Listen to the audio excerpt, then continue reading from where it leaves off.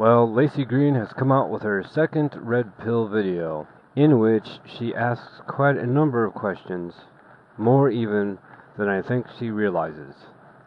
So I'm going to attempt to respond to all the questions I can identify. However, Laci Green, if my response video is flagged by you or someone who represents you, then I'm going to completely reverse position and assume that your entire red pilling, as you call it, is disingenuous, and you will never hear from me favorably again. So let us get started. By far the biggest question you'll have been asking me is why? Why am I doing this? What are my motives? There's been a lot of accusations that I feel are unfair and assumptions that I feel are unfair, but I will live with it. I think you're going to need to realize that the question why isn't a question, it's a refutation of an apparent position and a sense of disbelief that you would take that position. Now, whether you've actually taken any new positions, that's within you. But the people asking you the question why have assumed that there's some new position which they must refute. And in their eyes, that is now your position. Some of the background, the personal background, that has brought me here to this point. It has been such a tremendous amount of shit. Now, normally at this point, I'd be yelling, anecdote, anecdote. But what you're about to share has been shared multiple times by many, many sources online, by the people you call antis. The difference is that in most cases you have gotten a pass because you are a feminist. The antis, as you call them, have never gotten a pass, and this is typical interaction. I just want you to understand that as you continue along this path, whatever it might be. For a while, some of the more fringy aspects of feminism that can be found online have given me pause.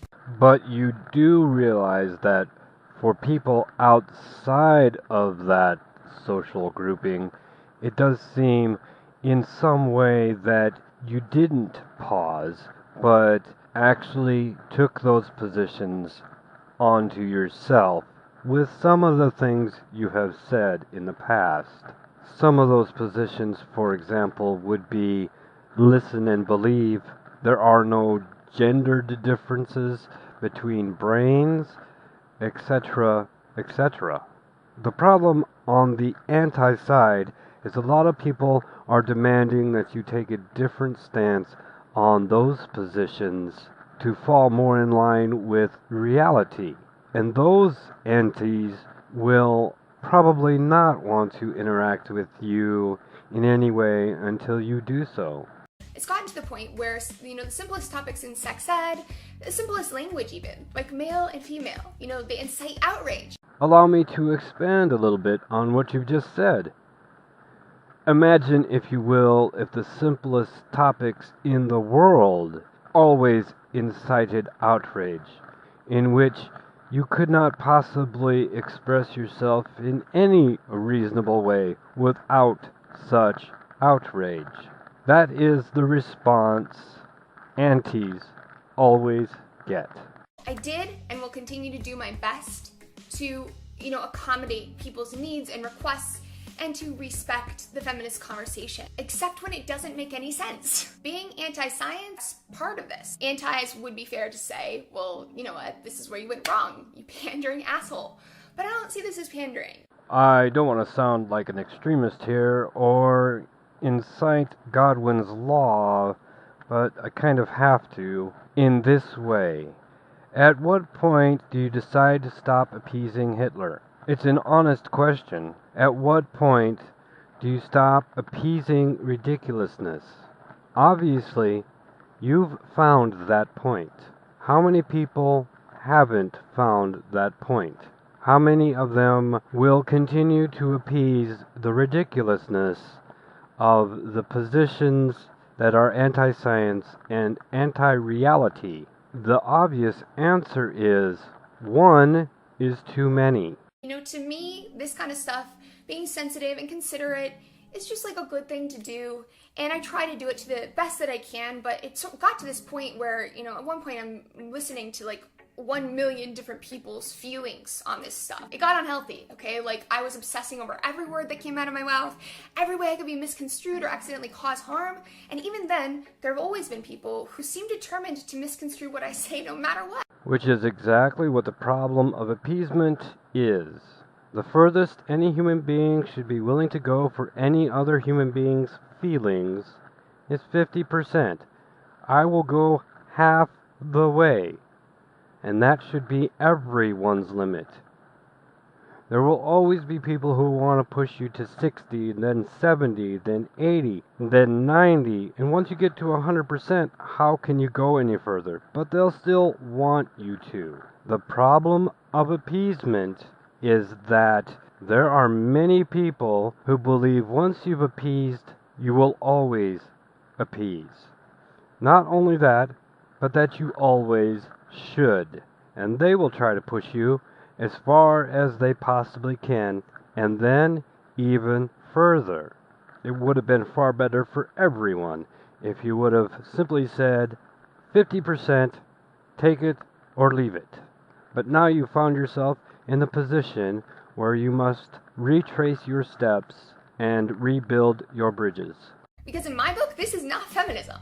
This is bullying. And with that one statement, you have encapsulated the entire anti-feminist argument.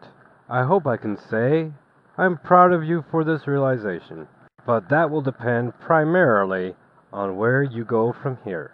Based on some of the reactions and questions that I've gotten from the anti-side, a lot of people don't seem to understand that I experienced that side of the conversation in the context of pretty intense harassment. And anytime I've so much as hinted about this to this crowd, to let them know, like, hey, I want to talk to you, but like, look what's going on. People have slammed me and accused me of playing the victim and trying to garner sympathy, you know, being manipulative and all this kind of stuff. And it's like, at what point do I get to be a human being? Here's the point in this response video where some of my audience may wish to roll their eyes. I will pause a moment so that you can do that. I am kind of confused at your apparent confusion. Not only do you seem to be neurotypical, but the presumption would be that you have the education to inform you on this issue. Yes, you have and are receiving a hostile response from one social group, because you have affiliated yourself with an opposing social group. It is standard and understood that neurotypicals thrive on conflict.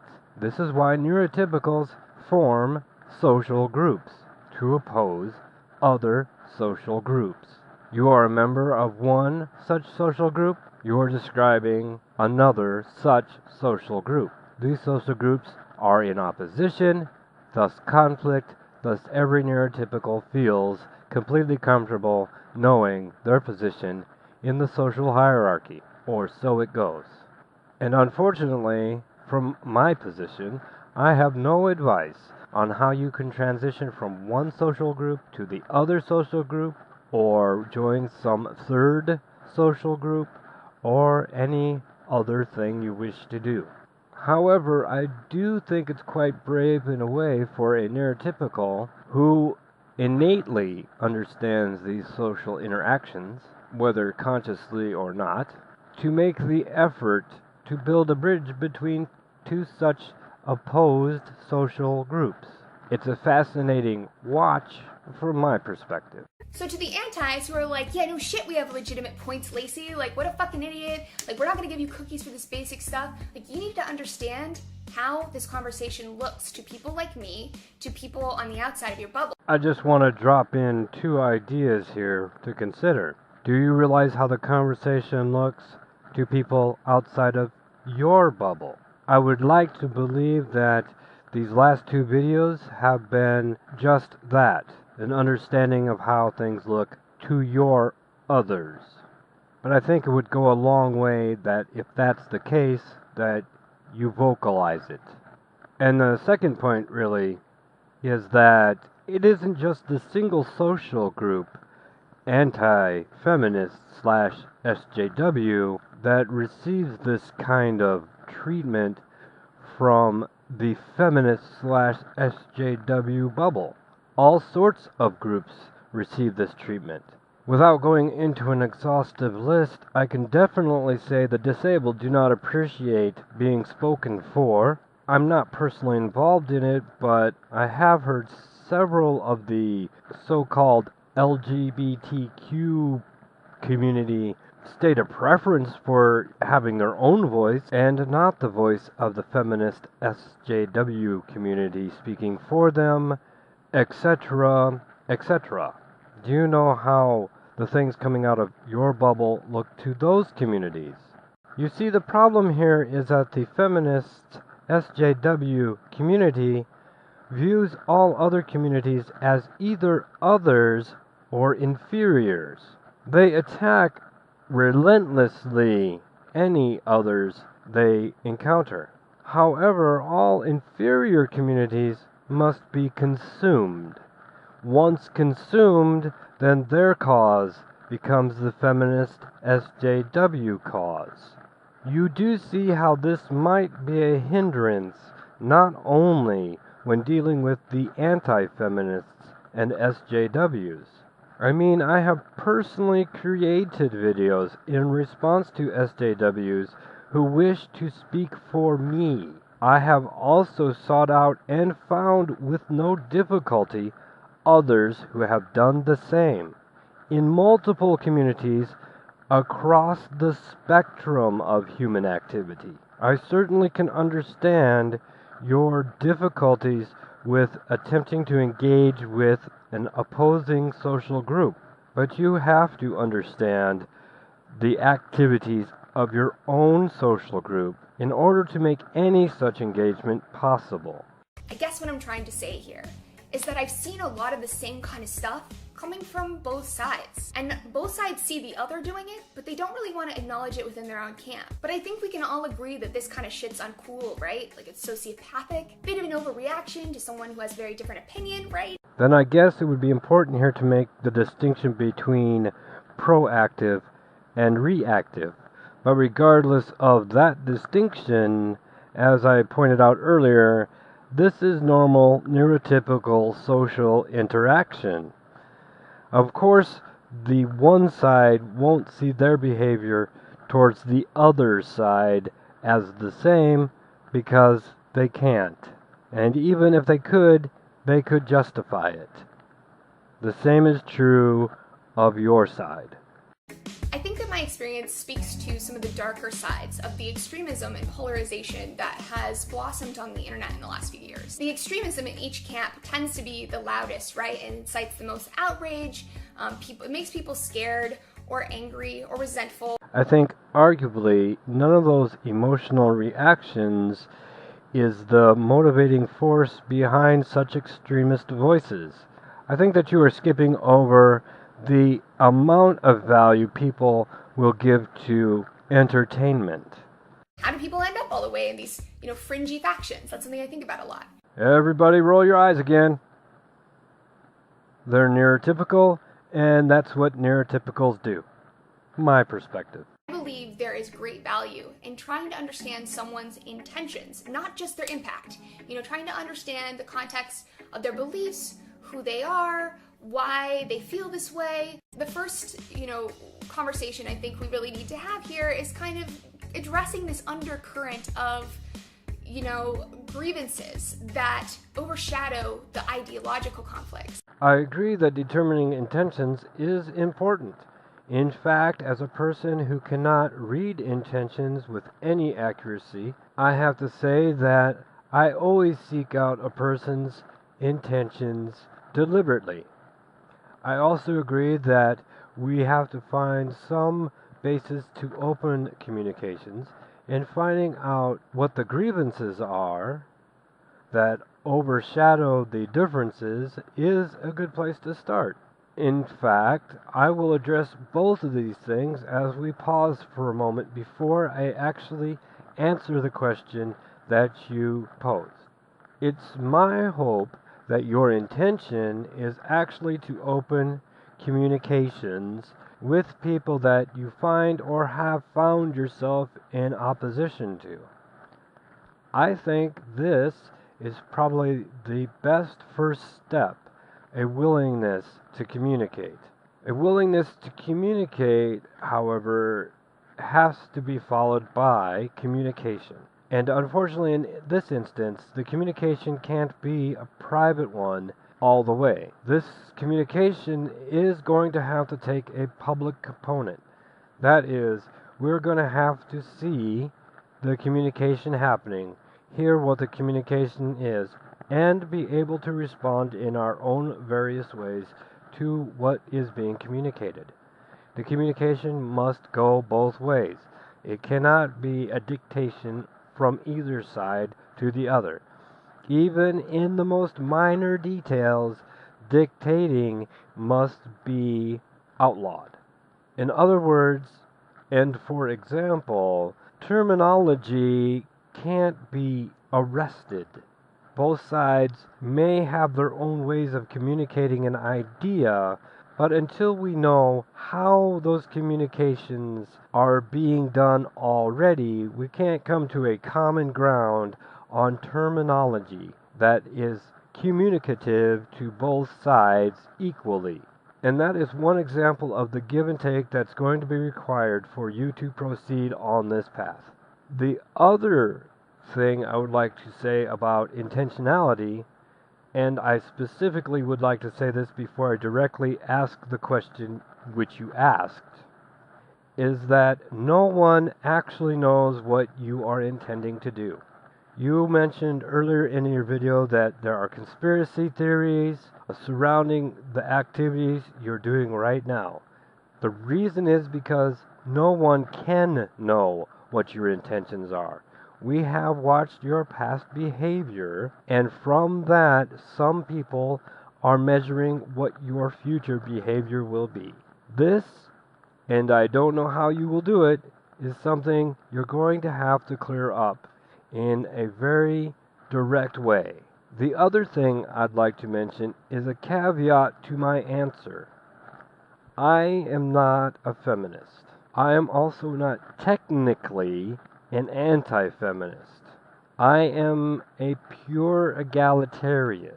Depending on your viewpoint, either unfortunately or fortunately, which is my viewpoint, that makes me technically an anti-feminist. Because what I have seen of feminism shows me that it is about as anti-egalitarian as any social movement could be. I have explicitly stated some of those reasons earlier in this video, and I will hold to that viewpoint until such time as feminism addresses those issues which I had stated. There is also the problem in having this question asked and answered, that a view that this question could be an effort to gather information for nefarious purposes as opposed to beneficial purposes. For example, if you were to come back on the people who answer the question and say, but see, this is how feminism is trying to work for you, which is a common response in these situations, then you will have proven that your efforts here are not for honest purposes, but for purposes more along the lines of recruitment. And so on my own personal behalf, I would like to tell you now, straight out, there is no example you can give me, and you will see this from the answer I give you, that will convince me that my problem with feminism can be cured by my adherence to feminism. So, as the real point of this video was to get to the question and give you an answer, here we go. My question for you all, antis, what have your interactions been like with feminists and feminism? Is there any sort of, key moment that caused you to feel strongly against feminism? Okay, well, the answer to this question is going to get into some personal territory. I'm expecting the appropriate level of respect, which I've given to your personal territory. My experience with feminism began with my birth. My mother was obviously not a third wave feminist, since no such thing existed at the time, but she was a feminist of the hippie variety. So therefore, there's 18 years of experience plus of direct interaction with feminism. Given my particular special interests and traits, which may include savantism, that opportunity to observe the ideology of feminism was priceless. Although I don't have the same knowledge base for third wave feminism, I have a good working knowledge of the principles of feminism. On top of that, my second marriage, which lasted for about 10 years, was to a moderate and then radical third wave feminist. So, given my special interests and my potential talents, I've had about 28 years of direct observation and personal research into the motives, the purposes, and the agendas of feminism. To say that my interactions with feminism in these regards were negative is to make an understatement. To give you an example from both cases, my mother was emotionally abusive to a point of encouraging me to run away. And in no way is that a figurative statement. She was so extreme in her views that she married and stayed married to an abusive husband until such time as she had a daughter who could be threatened in the future by that abusive husband. Although she had, for at least 10 years, had sons who were being abused. In the second case, given that I'm willing to communicate my disabilities in certain social situations, my second wife was more than willing to use that information against me for whatever purposes she had at the moment that she needed to use that against me. For example, one of the final things she ever said to me, and without any knowledge of the person she was talking about, I was told that I had become my father. Not only that, but given my social and, in some ways, emotional disabilities, she had become convinced and had communicated to me that I was emotionally abusive. Although I have really no way of being emotionally abusive, because to be emotionally abusive, you must understand how to efficiently manipulate the emotions of others. So that is the answer to your question from me. Before I go, though, I would like to ask you to examine the two questions you asked.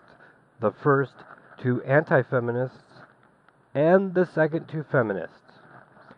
These two questions are not the same question and do not ask for the same kind of answer from any participants who would answer. Now, I'm not going to nitpick these differences with you at this time or any time in the future. But in the future, when asking these type of questions, I would hope that in the sense of communicating fairly, you would pose the same questions to both sides of the issue. Ground control to Major Tom. Ground control to Major Tom.